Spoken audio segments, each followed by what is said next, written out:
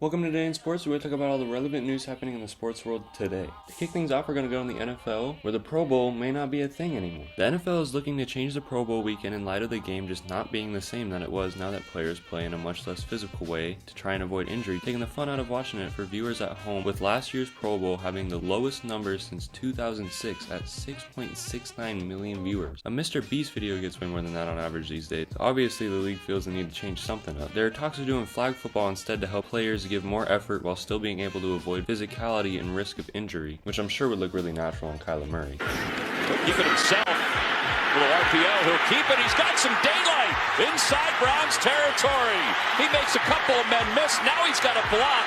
They're also talking about just doing challenges where players compete in games to showcase their abilities and skills challenges, which they've always done, but making it the star of the show now rather than a supplement to the big game. Another thing that they've done recently is Madden tournaments with varying celebrities, which could be the new phase of the Pro Bowl, taking literally all of the physicality out of it. I personally would love to see some more skills challenges involved, where the players can really show off what they got, instead of just hugging each other and gritting through an entire defense for an hour. The league hopes to have a decision by this summer where we'll all find out what the future of the Pro Bowl will be. CeeDee Lamb is getting sued by Leaf Trading Cards for a breach in his contract he made with them, allegedly failing to sign the required amount of trading cards in his contract he signed with the company. This caused Leaf Trading Cards to have to send IOU cards to multiple customers, hurting their reputation and angering customers, and also losing them profits due to them having to compensate some customers due to the inability to give them cards signed by CeeDee Lamb. The exact logistics of the lawsuits are unknown at the time, but Leaf appears to be seeking damages and fees associated with the filing, according to CBS Sports. It has been released that Dwayne Haskins was legally intoxicated at the time of his death when he was tragically struck by a truck while trying to look for gas for his car after it had run out on Interstate 595. His blood samples came back with a blood alcohol level of 0.2 and 0.24, which is more than double the legal limit of 0.08. Ketamine and norketamine were also found in his system, which can be used as medical, aesthetic, or can be used recreational. So we don't know which he was using them for, but if I had to guess, I'd say pain relief. Texas A&M coach Fisher came out in an interview with San Antonio TV station saying that he looked into it and only one of his 11 early recruits had received an NIL deal, claiming that the rumors started about him by social media and supposedly confirmed by Nick Saban are false, and he got all of his recruits in his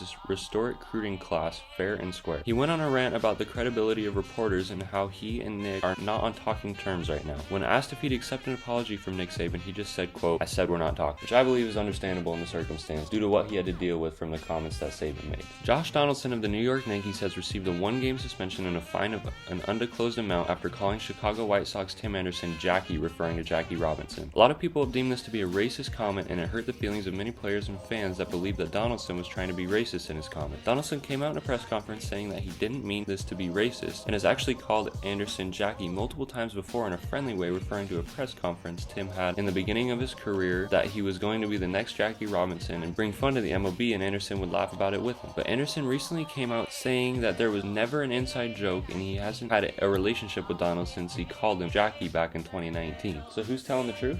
That's for you to decide. Bubba Watson is to be out 4 to 6 weeks due to a torn meniscus, he announced on social media. Watson had a great start to the weekend in the PGA Championship, joining Tiger Woods and Raymond Floyd as the only golfers to score 63 in a major at Southern Hills, according to ESPN. He also had a career best 9 birdies in a single round, but trickled out through the weekend, finishing at 30th overall. The Mavericks have avoided a sweep, winning 119 to 109 against the Warriors last night. The Warriors only have to win one more game to win the series, which seems impossible to blow, right?